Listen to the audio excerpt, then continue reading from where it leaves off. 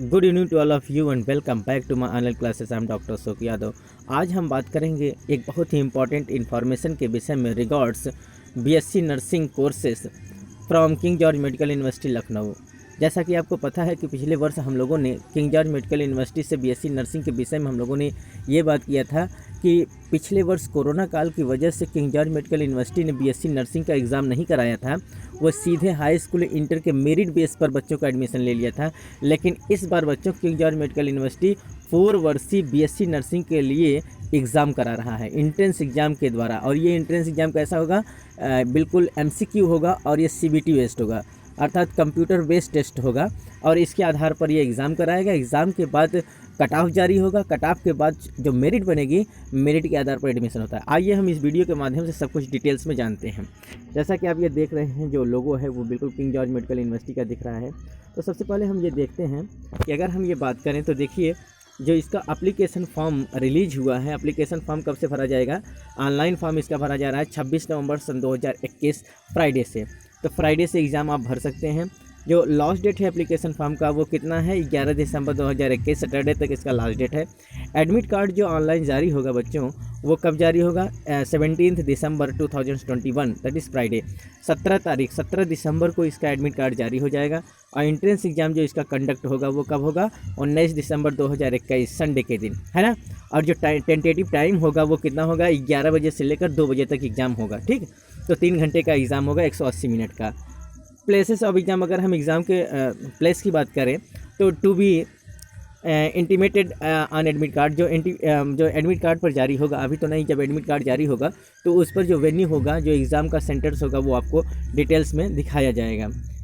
अब अगर हम बात करें डेट ऑफ रिजल्ट की, to be announced on website पर इसको अनाउंस किया जाएगा, है ना। जो यूनिवर्सिटी का वेबसाइट है उस वेबसाइट पर आप जाकर इसके रिजल्ट को देख सकते हैं। ठीक, आइए हम थोड़ा सा जानते हैं इसके इन्फॉर्मेशन ब्रोचर के विषय में क्या क्या इन्फॉर्मेशन है ना। तो इसका जो नाम है एग्ज़ाम का, आप देख ही रहे हैं, BSc nursing courses 4 years entrance examination 2021। जो बीएससी नर्सिंग होता है बच्चों, वो 4 साल का कोर्स होता है ना।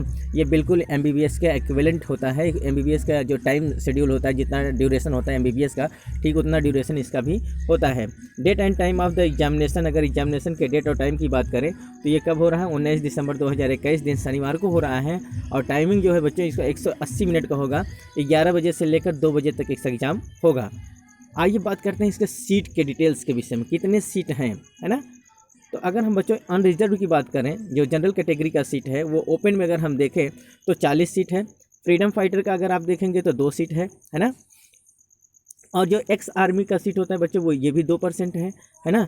और जो एनसीसी होता है, नेशनल कैडेट कॉर्प्स का जो सीट होता है बच्चों, ये भी 1% है। फिजिकली हैंडीकैप्ड का 5% है। इस प्रकार से अगर टोटल सीट आप देख लेंगे तो यहाँ देखिए 40 सीट, ये 1 सीट और इधर 2 सीट किसका है? फिजिकली हैंडीकैप्ड का।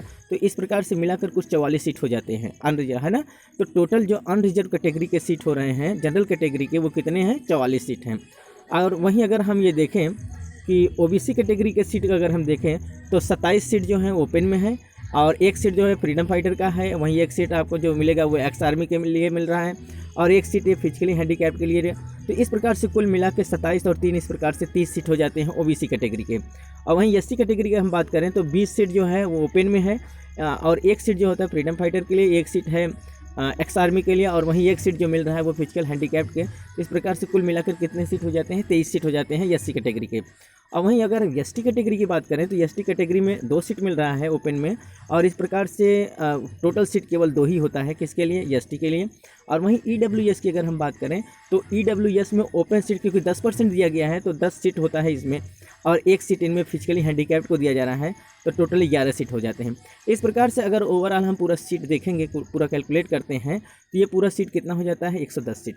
अर्थात 110 सीट पर टोटल एंट्रेंस एग्जाम कराया जाएगा। कितने पर बच्चों? 110 सीट पर एंट्रेंस एग्जाम हो रहा है। ठीक है, तो यहाँ थोड़ा सा इन्फॉर्मेशन आप देख लेते हैं। Number of seats and it's category wise distributions in above seats matrix is tentative and may change at the time of the counseling as per the order of the Honorable Vice Chancellor king George Medical university Lucknow.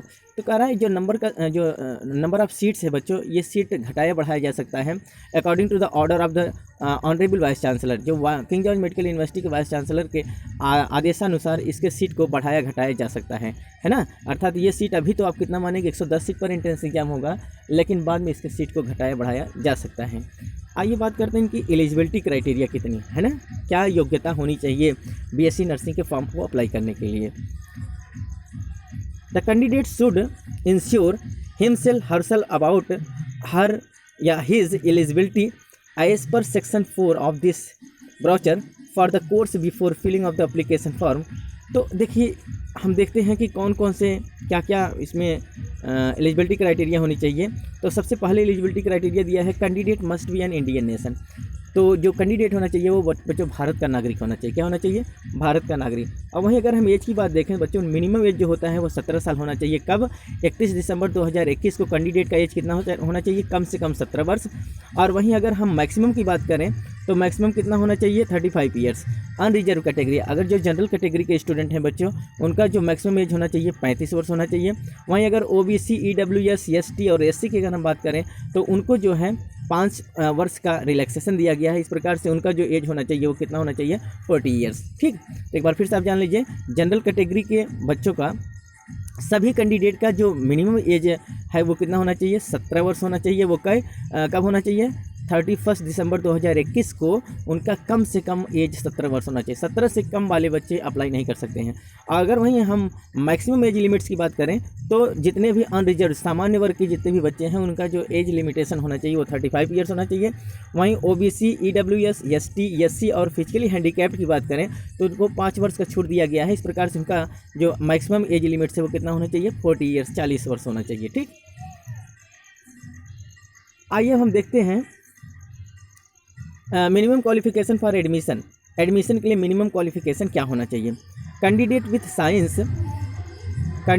Science who have passed qualifying 12th standard examinations and must have obtained a minimum of 45 marks in physics, chemistry and biology taken together and passed in English individually from any recognized board। बच्चों form भरने के लिए जो eligibility criteria होनी चाहिए वो student को क्या करना चाहिए? फिजिक्स, केमिस्ट्री और बायोलॉजी के साथ 45% में पास होना चाहिए। तीनों को मिलाकर, अर्थात फिजिक्स, केमिस्ट्री, बायोलॉजी मिलाकर उसका कितना परसेंट होना चाहिए? 45% होना चाहिए। और इंग्लिश में कम से कम पास होना चाहिए, है ना। तो इंग्लिश में पास होना चाहिए, साथ ही साथ उसको फिजिक्स, केमिस्ट्री और बायोलॉजी में मिलाकर कितना परसेंट होना चाहिए? 45% स्कोरिंग होना चाहिए। Candidate are also eligible from state open school recognized by the state government and the National Institute of the Open School, that is the NIOS, recognized by the central government, having science subjects and English only। तो जो candidate बच्चों NIOS से पढ़ा हुआ है, open school से पढ़ा हुआ है, वो भी इस फॉर्म को अप्लाई कर सकते हैं। और उनका क्या इंग्लिश होना मस्ट है, इंग्लिश होना ज़रूरी है। तो NIOS वाले स्टूडेंट भी जो ओपन स्कूल से पढ़ाई कर रखे हैं वो भी इस फॉर्म को अप्लाई कर सकते हैं। अगला हम देखते हैं बच्चों, English is a compulsory subject in 10+2 for eligible for admission in BSc nursing. जैसे कि मैंने बताया कि BSc नर्सिंग के लिए कम से कम इंग्लिश पास होना जरूरी है, इंग्लिश का सब्जेक्ट होना ज़रूरी है। 10th स्टैंडर्ड में क्या होना चाहिए? इंग्लिश ज़रूर होना चाहिए अगर उनको BSc नर्सिंग करना है तो। एक और देखते हैं बच्चों, अगर हम तो 5% of total marks in core subjects such as the physics, chemistry and bio in 12th standard is relaxed for the ST, SC and OBC candidate. It should be 40% indeed instead of 45 as the state above. कहने का मतलब ये है बच्चों कि जो OBC category के हैं, ST, SC कैटेगरी के स्टूडेंट हैं, उनको जो एलिजिबिलिटी क्राइटेरिया में जो 45% की जगह जो जनरल कैटेगरी के हैं उनका 45% इंटरमीडिएट में होना चाहिए, जबकि OBC, ST, SC के लिए 5% का छूट देते हुए उनका 40% होना चाहिए, है ना। जो मतलब इंटरमीडिएट में जो बच्चे 40% स्कोरिंग किए हैं OBC, ST, SC कैटेगरी के स्टूडेंट, वो फॉर्म अप्लाई कर सकते हैं। लेकिन जनरल के लिए कितना परसेंट होना चाहिए? 45% का स्कोर होना चाहिए। ठीक है। Colour blind candidate all eligible provided that colour corrective contact lens and spectacles are worn by such candidate। कहने का मतलब जो कलर ब्लाइंड स्टूडेंट हैं बच्चों, वो अपने मतलब क्या स्पेक्टिकल्स, अगर चश्मा अर्थात तो गॉगल्स लगा के जा रहे हैं तो उनके लिए क्या है? उनके लिए छूट दिया जा रहा है। ठीक, और देखते हैं ये बहुत इंपॉर्टेंट चीज़ है बच्चों।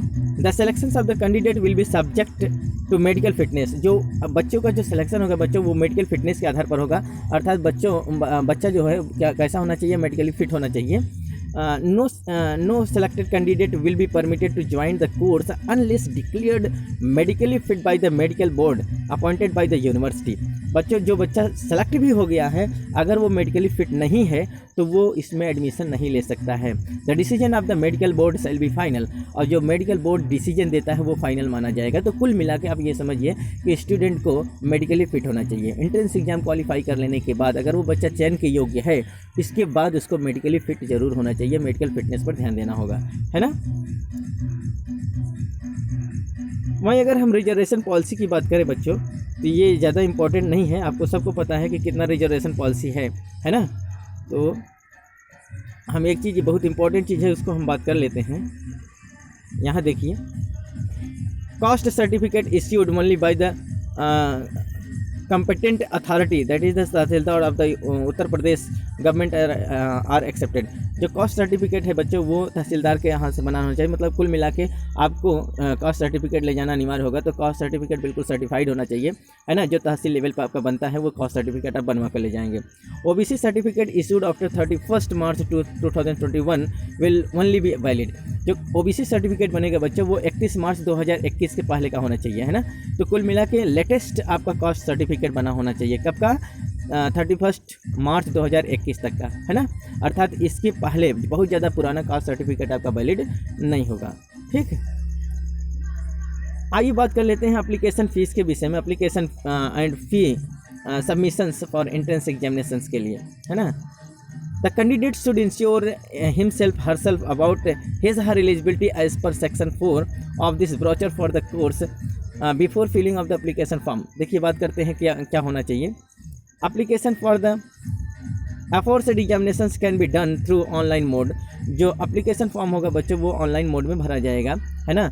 और ये लिंक है, इस लिंक पर आप जाकर ऑनलाइन फॉर्म को भर सकते हैं। ये लिंक इसका है king George Medical university Lucknow UP, है ना। अर्थात इसको आप 26 नवंबर 2021 से आप इस लिंक पर जाके अपना फॉर्म सबमिट कर सकते हैं, भर सकते हैं। कैंडिडेट मस्ट क्रिएट देयर, ये देखिए बहुत इंपॉर्टेंट चीज़ है। Candidate must create their login ID using his her registered email ID mobile number. अपना एक रजिस्टर्ड ईमेल आईडी और मोबाइल नंबर के द्वारा आपको अपना एक लॉगिन आईडी बनाना पड़ेगा, है ना। एक लॉगिन आईडी बनाना मस्ट है। The candidate can then log in into the system through the password provided by them after online verification on this personal email ID to proceed the making online payment and application. तो कुल मिला के आपकी इसी email ID पर, है ना, जो आपको लॉगिन आईडी होगा, इसी पर आपको टोटल इन्फॉर्मेशन दिया जाएगा और आपके एडमिशन में इसका बहुत बड़ा यूज होगा। एग्जामिनेशन फ़ी इन INR, अर्थात जो अनरिजर्व कैटेगरी के लोग होंगे बच्चों, इनका जो एप्लीकेशन फॉर्म का फ़ीस होगा, आप देखिए एग्जामिनेशन फ़ीस जो होगा 2000 रुपये जनरल कैटेगरी का होगा। वहीं अगर हम बात करें तो जनरल कैटेगरी ओबीसी कैटेगरी का फ़ीस कितना है? 2000 रुपये। अगर वहीं हम ये बात करें ST SC का फ़ीस जो होता है, ये कितना है? 1200 रुपये है। तो जो अनरिजर्व कैटेगरी में आते हैं उनका प्लस ओबीसी का जो फीस होता है बच्चों, वो 2000 रुपये होगा। और जो ST SC की कैटेगरी SC कैटेगरी के जो लोग होंगे उनका फ़ीस कितना है? 1200 रुपये है ना। आगे हम देखते हैं, remittance of fees shall be through payment gateway provided in the due process of the online application. Applicant candidate can remit the fee using debit card। तो कुल मिला के बच्चों आपका जो बैंकिंग मतलब फी का मोड होगा जिसके माध्यम से आप भर पाएंगे, डेबिट कार्ड के माध्यम से या फिर क्रेडिट कार्ड के माध्यम से या फिर इंटरनेट बैंकिंग करके आप फी को सबमिट कर सकते हैं। ठीक, अगला देखिए जो इम्पोर्टेंट चीज़ है ये है, the application form completed in all respects should reach up to 11 December 2021 Saturday. जो बच्चों कंप्लीट एप्लीकेशन फॉर्म है वो कब तक पहुंच जाना चाहिए? 11 दिसंबर 2021 तक किसी हाल में पहुंच जाना चाहिए। Incomplete form and the form received after the due date shall not be accepted and will be rejected. अगर डेट से मतलब 11 दिसंबर के बाद अगर आपका फॉर्म जाता है तो वो क्या कर दिया जाएगा? वो रिजेक्ट कर दिया जाएगा, ठीक ना। अब वो एक्सेप्ट नहीं किया जाएगा। No communication in this regards will be entertained under any circumstances. किसी भी परिस्थिति में आपको किसी प्रकार का कोई सूचना, किसी प्रकार का कोई कम्युनिकेशन नहीं दिया जाएगा, अर्थात बिना कारण बताए ही आपका फॉर्म रिजेक्ट कर दिया जाएगा। कब? जब आपका फॉर्म समय से नहीं पहुंच पाएगा, अर्थात 11 दिसंबर 2021 तक आपका फॉर्म सबमिट हो जाना चाहिए, है ना। ठीक है, आइए देखते हैं और क्या इसके लिए इम्पोर्टेंट चीज़ें हैं।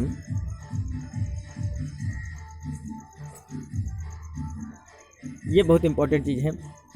All documents pertaining to eligible caste certificate etcetera, total document और जो कास्ट सर्टिफिकेट है ये सब shall be checked in the original at the time of the counselling admission.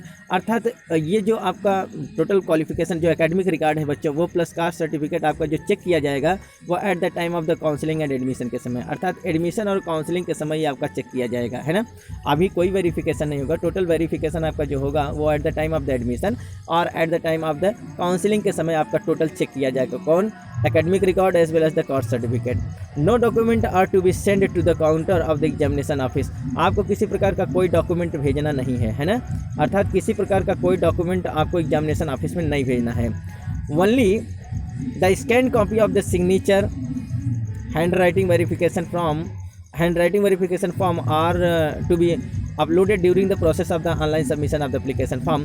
केवल आपका जो स्कैन कॉपी है, जितने डॉक्यूमेंट का वो स्कैन कॉपी मांगेगा बच्चों फॉर्म भरते समय, आपको केवल स्कैन कॉपी ही लगाना पड़ेगा और बाद में जो चीज़ आप स्कैन कराए रखेंगे उसी का verification at the time of the admission या at the time of the counselling के समय आपका होगा। एक बार फिर समझ लीजिए कि पहले आपको किसी प्रकार का कोई डॉक्यूमेंट एग्जामिनेशन सेंटर को नहीं भेजना है, केवल और केवल आपका स्कैन कॉपी ही फॉर्म भरते समय लगेगा और जो चीज़ आप स्कैन कराए रखेंगे वो जब आपका एडमिशन हो जाएगा, जब एडमिशन होगा या फिर काउंसलिंग होगा उस समय आपका वो वेरिफिकेशन किया जाएगा, जैसे एकेडमिक रिकॉर्ड और कास्ट सर्टिफिकेट। ठीक, ये सब बाद में क्या किया जाएगा? चेक किया जाएगा। ठीक बच्चों, अब देखिए हम एडमिट कार्ड के विषय में बात कर लेते हैं कि एडमिट कार्ड कब जारी होगा। Admit card will be available online and can be downloaded from the website by individual login by the candidate through their registered email ID from 17 December 2021 Friday. कहने का मतलब मैंने बता दिया कि फॉर्म आप भर देंगे, फॉर्म भरने के बाद आपका 11 दिसंबर 2021 लास्ट डेट होगा फॉर्म सबमिशन का और 17 तारीख का आपका फॉर्म एडमिट कार्ड डाउनलोड हो सकता है। जो आप अपना ईमेल आईडी बनाए रखेंगे, जो लॉगिन आपका होगा, उसी लॉगिन आईडी पर आपका आपका एडमिट कार्ड आ जाएगा। तो उस पर आप अपना लॉगिन आईडी खोलकर अपने ईमेल आईडी पर 17 दिसंबर 2021 तक अपने एडमिट कार्ड को क्या कर सकते हैं? डाउनलोड कर सकते हैं। Admit card can also be obtained in person in case of the inability to download. अगर आपका किसी कारणवश वो एडमिट कार्ड डाउनलोड नहीं हो पा रहा है तो 18 दिसंबर 2021 अर्थात सैटरडे को आप 11 बजे से 4 बजे तक आप ऑफिस कंट्रोलर के यहाँ जाकर, मतलब एग्जामिनेशन सेंटर पर जाकर कंट्रोलर के यहाँ से वो क्या है ये आप इसको रिमार्क कर लेंगे, परीक्षा भवन PHI king George medical Lucknow ना, अर्थात परीक्षा भवन PHI king George Medical university Lucknow में जाकर आप 18 दिसंबर 2021 को 100 रुपये जमा करके एडमिट कार्ड डाउनलोड करा सकते हैं, है ना। बात समझ में आ गई ना। 17 तारीख तक आपका एडमिट कार्ड आपके वेबसाइट पर आ जाए, आपके लॉगिन आईडी पर आ जाएगा, आपके ईमेल आईडी पर आ जाएगा। अगर किसी कारणवश आपका 18 तारीख तक डाउनलोड नहीं हो पा रहा है तो आप उसको क्या करते हैं, यहाँ परीक्षा भवन PHI king George Medical university Lucknow में जाकर 100 रुपये पैसा जमा करके आप 9 बजे से 9:30 बजे के बीच में आप 19 दिसंबर को ले सकते हैं एडमिट कार्ड, है ना। क्योंकि 19 दिसंबर को आपका एग्जामिनेशन भी है, तो एग्जामिनेशन के पहले आपका 11 बजे से लेकर 2 बजे तक एग्जामिनेशन है, इसके पहले आप 9 बजे से 9:30 बजे तक आप जाके अपना एडमिट कार्ड ले सकते हैं, है ना। अगर किसी कारणवश आपका एडमिट कार्ड नहीं आपके पास पहुंच पाता है तो, है ना। हालांकि इसके लिए कोई करस्पॉन्डिंग एड्रेस पे नहीं पहुंचेगा, इसके लिए आपका लॉगिन आईडी ही होगा। आप जो लॉगिन आईडी डाले हैं उसी पर आपका ये एडमिट कार्ड डाउनलोड होगा। तो एक बार देख लेते हैं इसका कि एग्जामिनेशन कब होगा। एग्जामिनेशन का जो डेट है बच्चों 19 दिसंबर 2021 सैटरडे के दिन है। टाइम इसका 11 बजे से 2 बजे तक होगा, 180 मिनट अर्थात 3 घंटे का एग्ज़ाम होगा। रिपोर्टिंग टाइम इसका जो होगा वो 10 बजे होगा, अर्थात 60 मिनट प्रायर। कुल मिला के 1 घंटे पहले आपको वहाँ एग्जामिनेशन सेंटर पे पहुँच जाना है ना। And to be seated 30 minutes prior to the start of examination. Exam start होने से 30 मिनट के पहले आपको अपना सीट ग्रहण कर लेना है, अपने सीट पर चले जाना है ना। वेन्यू, परीक्षा का जो वेन्यू होगा, परीक्षा सेंटर जो होगा वो कहाँ होगा बच्चों? As mentioned on the admit card Lucknow city, अर्थात लखनऊ सिटी में ही आपका सेंटर दिया जाएगा जैसा कि आपके एडमिट कार्ड पर मेंशन्ड होगा, है ना। तो अभी नहीं, जब आपका एडमिट कार्ड जारी होगा तो उस समय आपको सेंटर अलॉट कर दिया जाएगा। आइए देख लेते हैं मोड ऑफ एग्जामिनेशन। एग्जामिनेशन का मोड क्या होगा, किस रूप से एग्जामिनेशन होगा। तो MCQ मल्टीपल चॉइस क्वेश्चंस होगा बच्चों। कैसा होगा? मल्टीपल चॉइस क्वेश्चन होगा और आपको आंसर जो होगा OMR सीट पर देना होगा। किस पर देना होगा? OMR सीट पर आपको एग्जाम देना होगा और ये मल्टीपल चॉइस क्वेश्चंस होगा। नंबर ऑफ क्वेश्चंस की अगर बात करें तो 200 क्वेश्चंस पूछे जाएंगे। कितने क्वेश्चंस पूछे जाएंगे? टोटल क्वेश्चन 200 होंगे। आप इसको रिमार्क कर लेंगे, है ना, बहुत इंपॉर्टेंट चीज़ है। मार्क की बात करें तो प्रत्येक क्वेश्चन पर कितना मार्क होता है? Every single correction response will be get 1 marks each. प्रत्येक क्वेश्चन के लिए 1 अंक होगा। No negative marking for incorrect response and or more than 1 response. अगर आपका गलत आंसर होता है तो उस पर किसी प्रकार का कोई निगेटिव मार्क नहीं है, है ना। अर्थात आप इसके लिए निश्चिंत रहेंगे, आपको निगेटिव मार्क से सफ़र नहीं करना पड़ेगा। कोई निगेटिव मार्क नहीं है। 200 नंबर का पेपर होगा और प्रत्येक प्रश्न के लिए 1 नंबर होगा। कुल मिला के 200 नंबर के क्वेश्चन पूछे जाएंगे, है ना। मोड ऑफ एग्जामिनेशन की अगर बात करें तो मोड ऑफ एग्जामिनेशन कैसा है? इंग्लिश मीडियम एग्जाम होगा। कैसा होगा? इंग्लिश मीडियम में एग्ज़ाम होगा। आइए सबसे इंपॉर्टेंट चीज़ जान लेते हैं, सिलेबस क्या होगा। तो BSc नर्सिंग वाला क्या होगा? नर्सिंग एप्टीट्यूड 20%, अर्थात 20% जो क्वेश्चंस पूछे जाएंगे बच्चों वो नर्सिंग एप्टीट्यूड से पूछे जाएंगे। कितने? 20%। तो 20% का मतलब समझ रहे हैं, क्योंकि 200 क्वेश्चंस है तो 20% का मतलब क्या हो गया? लगभग 40 क्वेश्चन। तो ये नर्सिंग एप्टीट्यूड से 20% क्वेश्चन पूछे जाएंगे। 20% क्वेश्चन आपके फिजिक्स से आएंगे, 20% क्वेश्चन आपके केमिस्ट्री से आएंगे और 20% क्वेश्चन आपके बायोलॉजी से आएंगे, है ना।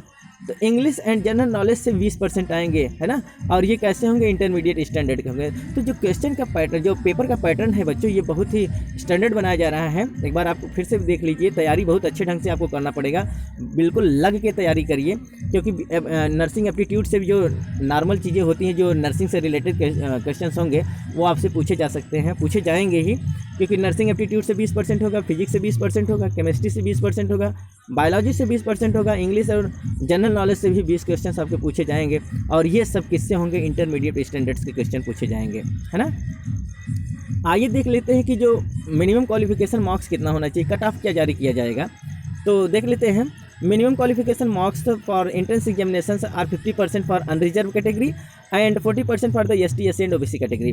अनरिजर्व जो सामान्य वर्ग के बच्चे हैं बच्चे, उनके लिए जो मिनिमम क्वालिफाइंग मार्क है वो 50% होना चाहिए और जो SC ST OBC के लोग हैं उनमें 40% क्वालिफाइंग मार्क होना चाहिए। तो ये तो कट ऑफ रहा, लेकिन इसके बाद फिर क्या बनेगा? मेरिट। कुल मिला के आप जितना ज़्यादा रिटन एग्जामिनेशन में नंबर खींच पाएंगे, जितना रिटन एग्जामिनेशन में आपका मार्क्स होगा, उतने आसानी से आपको अच्छे कॉलेज मिल सकेगा। जो सीट है बच्चों वो किंग जॉर्ज मेडिकल यूनिवर्सिटी का, वो आपको ज़्यादा आसानी से मिल सकता है। तो ध्यान देना है कि आपको बहुत अच्छे मार्क्स लाना पड़ेगा, क्योंकि ये तो क्वालिफाइंग मार्क है। 50% जनरल कैटेगरी के और 40% OBC कैटेगरी के लोग क्वालिफाई कर जाएंगे।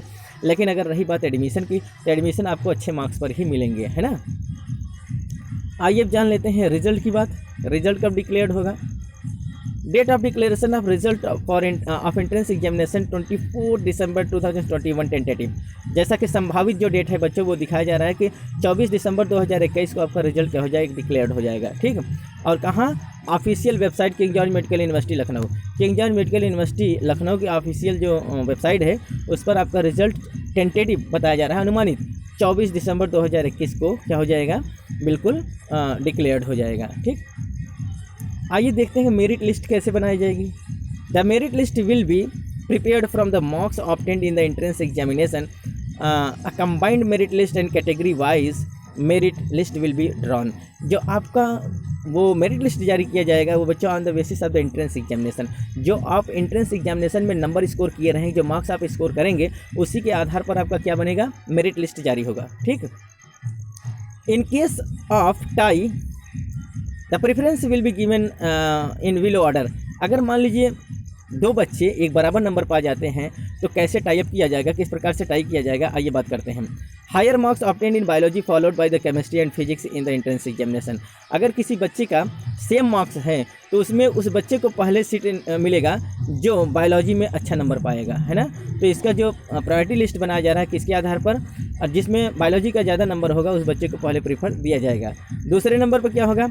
हायर एज ऑर्डर, अर्थात दूसरा जो प्रेफरेंस बनाया जा रहा है वो जिसका ज़्यादा एज होगा।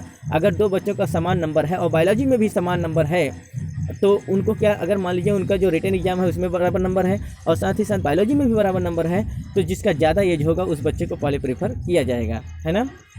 In case of the two are equal, then the selection will be done in alphabetical order on the name of the candidate. अगर मान लीजिए उसका एज भी समान है और वो रिटन एग्जाम में बराबर नंबर है, बायोलॉजी में भी सेम नंबर है, तो इसको ध्यान में देते हुए उस बच्चे को पहले बुलाया जाएगा जिसका अल्फ़ाबेटिकली नाम पहले आता है। जैसे किसी का ए से पहले नाम है और दूसरा बी अल्फ़ाबेट वाला लड़का है, तो पहले ए वाले नाम को पहले बुलाया जाएगा बच्चे को, है ना। तो अल्फ़ाबेटिकली के आधार पर उसको प्रायोरिटी दिया जाएगा, ठीक है। आइए बात कर लेते हैं एडमिशन के विषय में। The selection allotment of the college shall be done by merit list made on the basis of the BSc nursing course, that is the 4 years entrance examination 2021 and the counselling. तो जो admission होगा बच्चों वो 4 साल का admission होगा, 4.5 साल का कोर्स है, 4.5 साल का कोर्स होगा और उसी के आधार पर एडमिशन मिलेगा। तो BSc नर्सिंग का टोटल जो ड्यूरेशन है वो कितने साल का है, 4.5 साल का है, ठीक है। और देख लेते हैं बच्चों इनका जो काउंसलिंग प्रोसीजर है, ठीक है, हाँ ठीक है बेटा। आगे हम बात करते हैं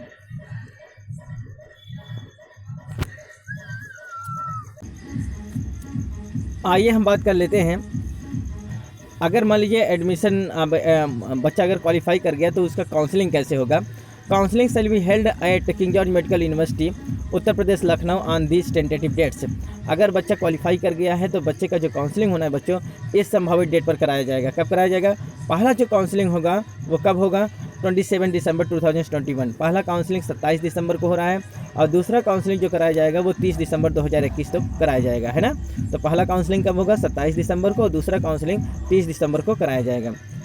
दूसरी चीज़ अगर हम देखें तो a non refundable fee of 300 rupees have to be submitted through the bank draft in favor of the finance officer King George Medical University payable at the Lucknow at the time of the counseling।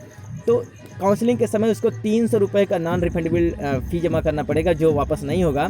और ये कहाँ बच्चों, ये लखनऊ में bank draft के through भरना होगा, है ना। अर्थात finance officer king George medical, आप इसको DD बनवाना होगा, जो ड्राफ्ट बनवाना होगा वो किस पर बनवाना होगा, finance officer king George Medical university Lucknow, और इसके नाम से आपको ड्राफ्ट बनाना पड़ेगा। और ये कितने अमाउंट का होगा, 300 रुपये का होगा, है ना। तो इसके नाम से आपको बनाना पड़ा। दूसरा अगर हम देखें, a separate bank draft of 5,000 in favor of the finance officer King George Medical University Lucknow payable at Lucknow has to be deposited by the candidate at the time of the counseling onwards on award of seats। अब देखिए, एक तो आपका counselling fees हो गया 300 रुपये। अब seat lock करने के लिए आपको 5,000 रुपये का बैंक ड्राफ्ट फिर बनवाना पड़ेगा उसी के नाम से, finance officer king George Medical university Lucknow. और ये क्या होगा बच्चों, ये आपका सीट अलाटमेंट का फीस होगा, है ना। अगर मान लीजिए आपका सीट नहीं अलाट होता है तो ये 500 रुपये आपका क्या कर दिया जाएगा, वापस कर दिया जाएगा, लेकिन ये 300 रुपये वापस नहीं होगा, है ना। तो देखते हैं, the bank draft of ₹5,000 shall be return to the candidate on his her joining of any one of the nursing courses. तो वही कह रहा है, अगर मान लीजिए however if the candidate options for seats and does not join the university will forfeit the money। बहुत important चीज़ है बच्चों, 5,000 रुपये आपका क्या होगा, वो सीट अलाटमेंट फीस होगा। अगर आपको सीट अलाट हो जाता है और आप कॉलेज नहीं ज्वाइन करते हैं तो आपको किसी भी परिस्थिति में वो पैसा वापस नहीं होगा। अगर आपको सीट नहीं अलाट होता है तब आपका 5,000 रुपये क्या कर दिया जाएगा, वापस कर दिया जाएगा, ठीक बच्चों। तो ये सब जो बच्चों वो बेसिक नॉलेज है, बेसिक जानकारी है इसके विषय में। तो अभी तो आप इसका एग्ज़ाम दीजिए, इसके बाद जब काउंसलिंग होगा बच्चों तो हम आपको इसी चैनल पर बताएंगे। तो सबसे पहले आप जो हमारे नए व्यूअर हैं तो सबसे पहले हमारे चैनल को सब्सक्राइब करें, लाइक करें, शेयर करें अपने यार दोस्तों में, जिससे उनकी भी जो सूचनाएं हैं जो उनको भी उनके पास तक पहुंच जाए, ठीक बच्चों। तो अगर आपको हम इससे related, king George Medical university से रिलेटेड, BSc नर्सिंग से रिलेटेड या फिर Uttar Pradesh state medical examination से रिलेटेड जितनी भी जानकारियाँ होंगी बच्चों हमको पैरामेडिकल और मेडिकल से के संदर्भ में, तो वो हम आपको इसी चैनल के माध्यम से बताते रहेंगे। तो सबसे पहले आप हमारे चैनल को सब्सक्राइब कर लीजिए, हमारे बेल आइकन को प्रेस कर दीजिए, जिससे जो नोटिफिकेशन हो नए वो आपके पास तक पहुंचते रहें। तो मिलते हैं बच्चों नेक्स्ट वीडियो में नेक्स्ट सेगमेंट के साथ, तब तक के लिए बच्चों धन्यवाद।